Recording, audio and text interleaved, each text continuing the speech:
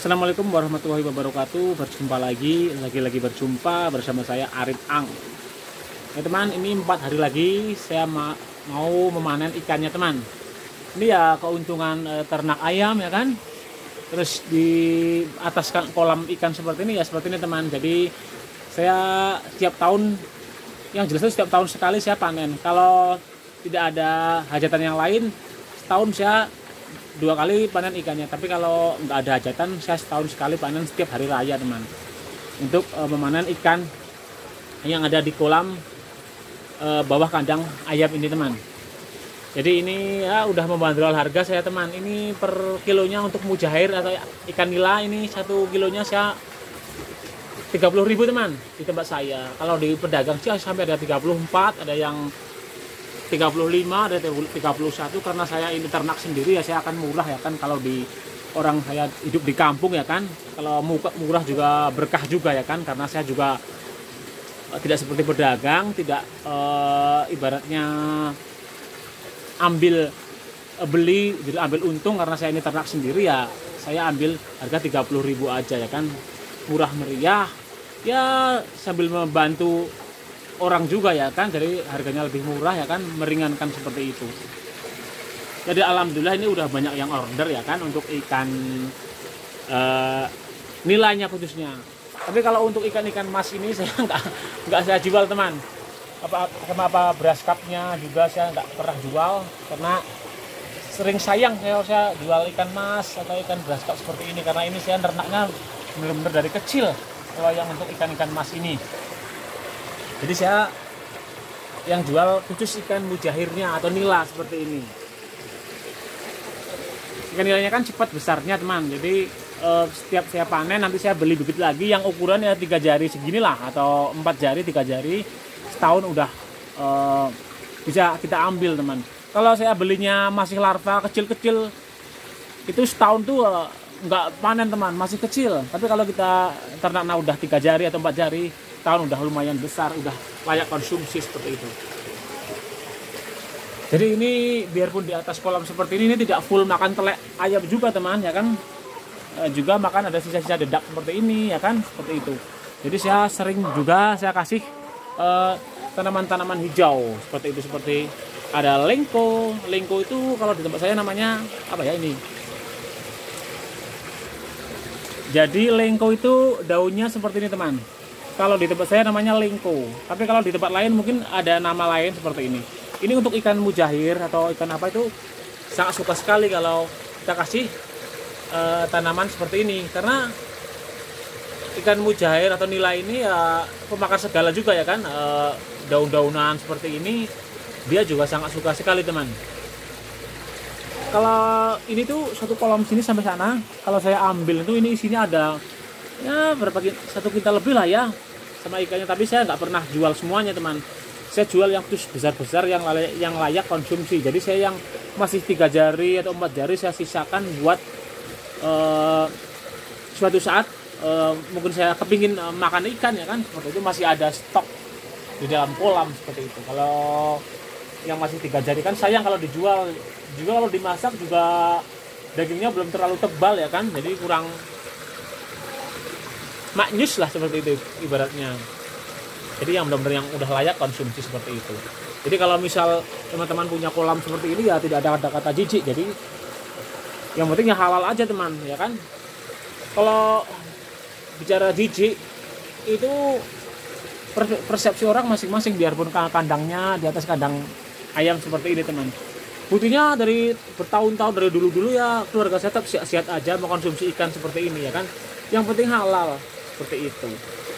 Jadi ibaratnya kita makannya bersih, keadaannya bersih, terus makanannya haram ya kan, juga membuat penyakit juga ya kan. Faktanya banyak orang-orang kaya penyakitnya aneh-aneh ya kan, ada yang stroke, ada yang apa. Buktinya ya kita seperti ini makannya, jadi katakan ikan-ikan dari kolam seperti ini ya buktinya dikasih kesehatan juga. Yang jelas itu dari faktor halal dan tidaknya gitu aja teman. Halal milik kita sendiri, tidak merugikan orang lain, ya Tuhan pasti akan memberikan kesehatan kepada kita ya kan, seperti itu ya, imbal balik seperti itulah teman. Malah jadi ngomongin hal-hal seperti itu teman. Oke, kita lanjut aja ke fokus ke penjualan ikan seperti ini teman. Jadi kalau misal ikannya ini harganya 30.000 aja teman, kita panen 1 kintal itu kan lumayan 3 juta dari tangan kita ya kan, dari hasil ibaratnya tumbang sari ya kan, ternak ayam di atas kolam ikan seperti ini. Jadi itu sampai sana teman, itu bebek semuanya. Sekarang bebeknya lagi break sebentar, saya ganti ikan. Ini rencananya mau buat yang sebelah sana kan, buat itu lagi ternak ayam lagi insya Allah. Karena ini kemarin atapnya rusak kena angin, saya mau ganti sama sek yang gavalum apa itu namanya, kayak seperti itu yang lebih aman lagi lah teman.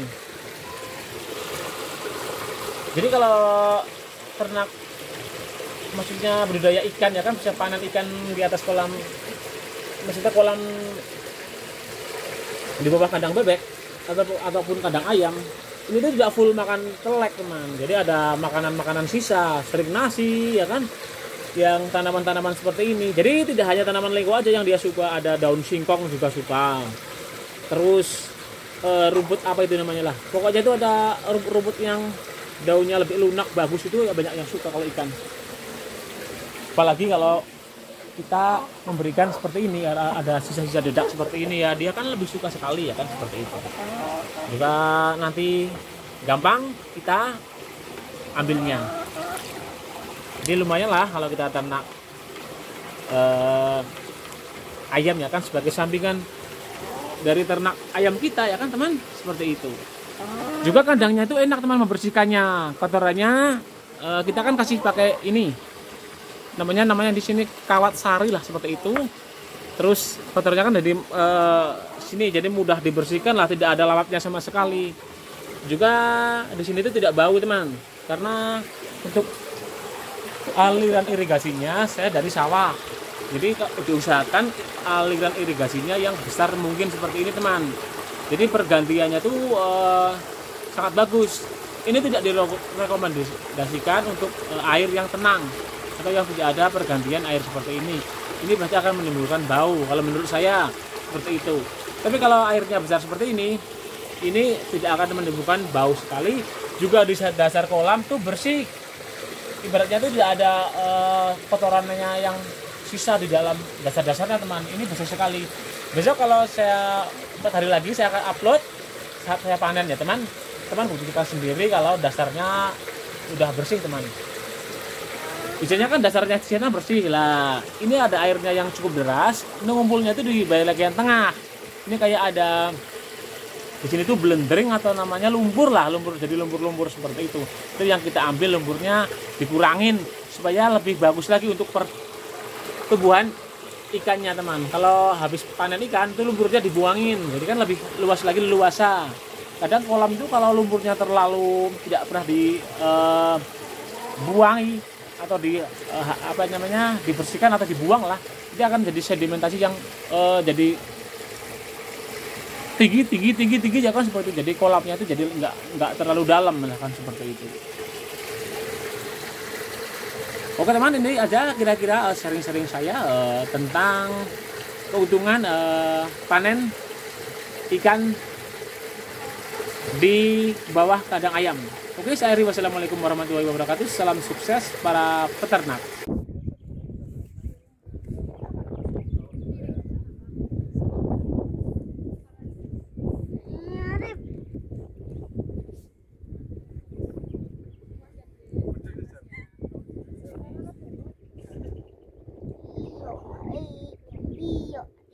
Iyo, Arif, iyo, Arif, iyo, Arif.